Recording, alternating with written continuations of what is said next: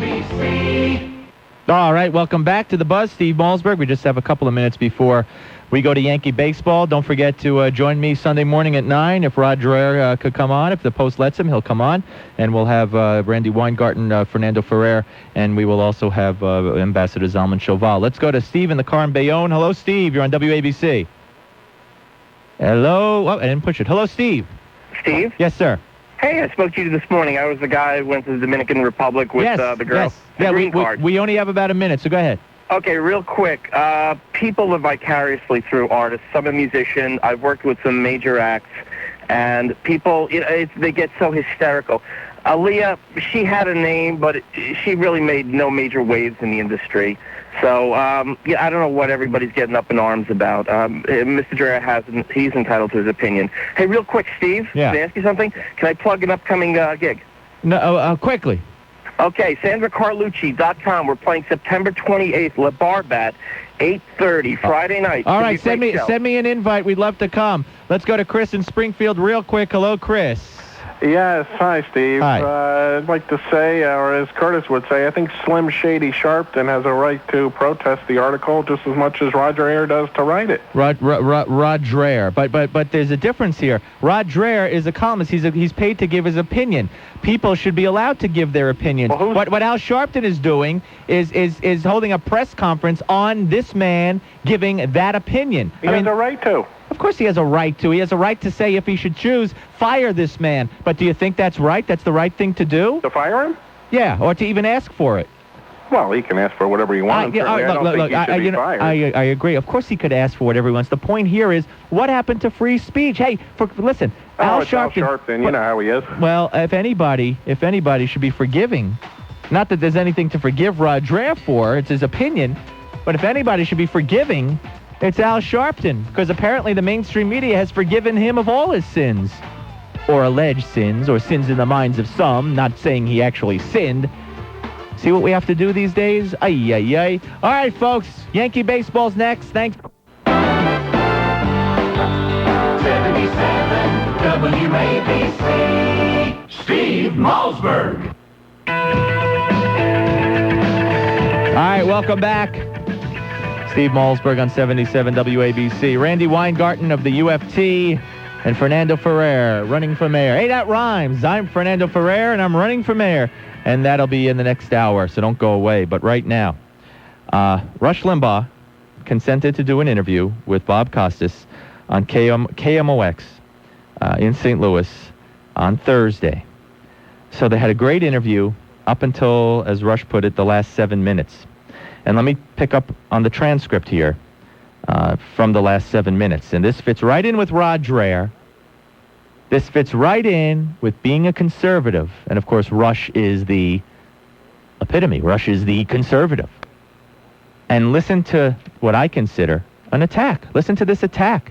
And Rush made it clear, I believe, that he did this interview with Costas because he loves Bob Costas. He loves him. So here's some of the of what Costas and Rush said. Costas says this. Okay, let me jump in here. We only have, sadly, but a few minutes. And clearly, these one-worlders and the John Birch Society types, these people are on another planet. But to me, the possible danger area in listening to you, Rush, is the issue of race. There are legitimate criticisms from a principled conservative viewpoint from people who are not racists. Oh, gee. Who in fact have an abiding concern for equal opportunity and would have been on the right side of the civil rights situation when it was simply a question of morality a generation or so ago. There are legitimate criticisms of some of the stances of what is now the civil rights establishment. There are principal disagreements among people who are not racists. At the same time, somewhere in the conservative camp are people who would call themselves conservatives, are outright racists and bigots, who might take some comfort from your mocking of Jesse Jackson or Kwame Mfume, if you do it with as much verve as you do, and perhaps as carelessly as you sometimes do. Rush said, I don't think that's the case at all, because my mockery of them has nothing to do with race. Costas, but some could infer that if you're not careful.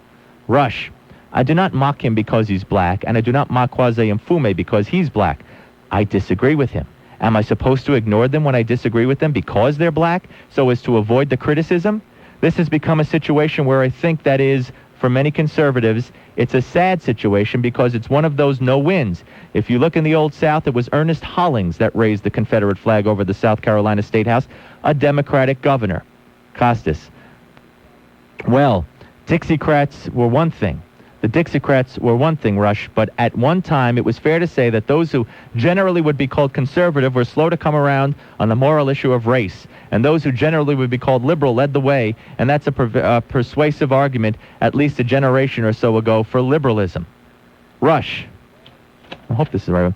Well, but I don't think it's applicable anymore. It goes back to what we were just saying a moment ago. I want the best life has to offer for everybody. The last thing that matters to me is the color of somebody's skin. I'm going to tell you, Bob, if this is racism, then we've got to redefine the word.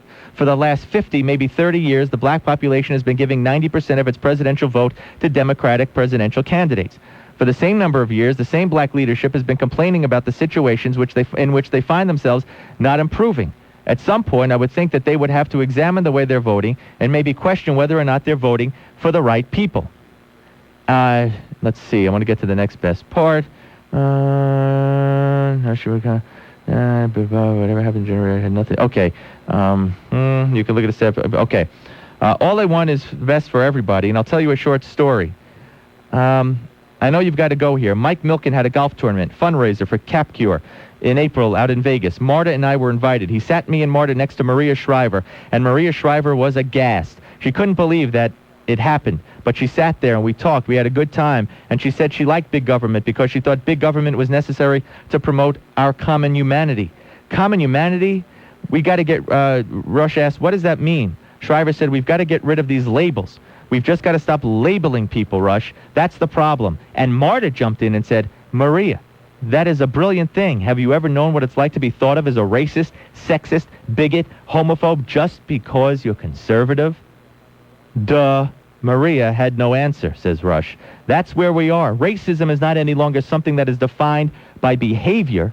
Racism is defined by the label that liberal bigots have assigned to it. These are the words of Rush Limbaugh in answering Costas. So, there you go. Now, Costas then said, let me let you go on this question. People will be surprised to hear that those who know you. I've had this impression in my personal contacts with you, whether I agree with you or not in every political issue, and many of our mutual friends say the same thing. You are a relatively retiring type. You are not a person who dominates a conversation. You are more apt to ask a question and listen than to give an answer. It's an entirely different persona than the sometimes bombastic Rush Limbaugh, and I don't find you to be a personally combative man. When you cross paths with someone who you may have disagreed with, even taken on the air, I think you are able to see the humanity in that person. But the question is, what happens, not just with the people you've disagreed with, but with the people who, through your broadcast style, you may have personally mocked and belittled when you cross paths with them? Do you feel bad about it? Do you find a new perspective? Do you connect with them in a different way? If you were sitting next to Dick Gephardt on a train, just by the luck of the draw, could you and Dick Gephardt have a good conversation? Rush said, sure. And, well, that was basically it. But then Costas called Rush's show on Friday. I do not have the transcripts of that. I will tell you, I have no financial interest in Rush Limbaugh's website, but if you go on to rushlimbaugh.com, I believe it is, you could hear this interview and Costas's call to Rush's show on Friday, where Rush really took him to task and said, you know what, if I was a racist, I would have no use for any blacks. You can't respect and honor and be friends with some blacks and be a racist, because by definition, you would hate all people of the other race. You would feel superior to them just on race, on color of the skin alone. That's what racism meant. That's why Rush says, if this is racism, we better change the definition. Because it's not racism. It's what Al Sharpton calls racism. And the media is what gives Al Sharpton the license to redefine what racism is. And interestingly enough, Al Sharpton feels he's not treated fairly by the so-called white media. In fact, Al Sharpton on New York One Just this week, they did a story. The day that Sharpton endorsed Fernando Ferrer.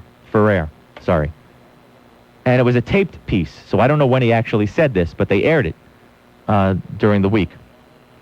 And the story was, why are there no black candidates for mayor this time around? And I want you to listen to what Al Sharpton said. Understand that, well, let's let you listen and you decide. What discourages us is that if you stand on your head, the absolute reality in New York is that the average white voter will not vote for you, and that you also have to prepare yourself to be demonized by the white media. Now, nobody, in my view, has been given a freer pass, has been turned into a hero, a civil rights leader, a presidential candidate, a black community leader, a black activist than Al Sharpton by the very white media that I believe he's referring to as the folks there waiting to demonize a black candidate. And by saying that the average white voter would never vote for a black candidate for mayor, well, then he's saying the average white voter is racist. So in Al Sharpton's world, anybody could be a racist. Doesn't matter if you are or not. It just matters what Al Sharpton thinks. And folks, unfortunately, in Bob Costas's world, and in the world of many, many too many, the world of many people in power, the world of many people in power to ruin people's lives, end their careers, punish people for simply expressing an opinion, they all accept, apparently, the Al Sharpton definition of racism. And in my view, that definition is whatever the heck I want it to be. Steve Malzberg, 77 WABC. Bull markets can come and they can go. WABC. Steve Malzberg. All right, it helped. Oh.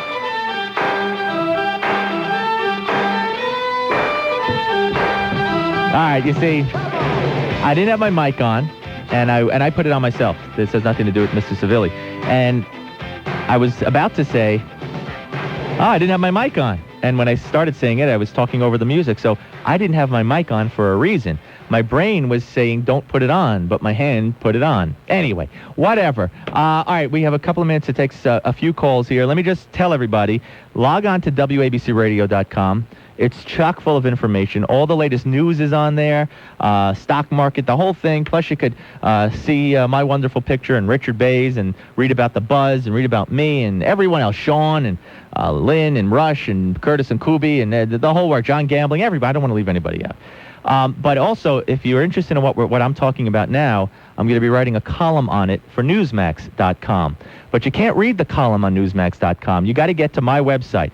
You can get to my website by going on WABCRadio.com and scrolling down and clicking on me, and it'll take you to my website. Or you could go straight to my website, malzbergtalk.com. It's MALZBERG talk.com, one word. And just click on the Newsmax icon. It's free. Click on the Newsmax icon, and then you'll be able to register to get my columns whenever I write one. It'll come to you automatically by email.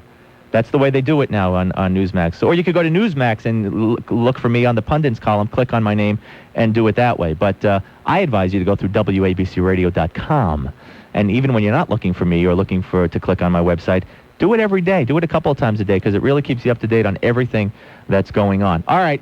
Let's squeeze a few phone calls in before Randy Weingarten and Fernando Ferrer in the next hour. And our moment of silent prayer, which, by the way, opponents, yes, Virginia's law requiring public school students to observe a daily minute of silence violates the separation of church and state and should be blocked by the Supreme Court, opponents said on Friday. Yes, they're going after it, folks. We do our moment of silent prayer here every Sunday, right here on WABC, right before the end of the show. So you have an opportunity to be part of our radio family and to pray if you want. Close your eyes and pray if you so desire. If you don't, that's okay too. But I think there's certainly room for all of us to do that together, no matter what religion, no matter what race. We are all really one people. All right, let's go to the phones, and let's go to Oh boy, let's go. Nobody they're all talking about the Aaliyah funeral, and let's go to. I want to see who's here. Aaliyah funeral just for Fred in Brooklyn. Hello, Fred. You're on WABC with Steve Malzberg. Good morning. Good morning to you and your audience. Thank you. You too. I want to bring up a subject that's been bothering me for years. First of all, are you familiar with the movie Star 80 with Maria Hemingway? I've heard of it. I don't know that I saw it though. Well, it's about that Playboy centerfold that was killed by her boyfriend. Oh yeah. Well, that I did see it actually. Yeah. I'm sorry. Yeah, I think I did see it. Well, something has been bothering me for years. When she died, television made a big deal out of her. There were funerals with lots of stars, Hugh Hefner, John Ritter, people coming from everywhere to her funeral.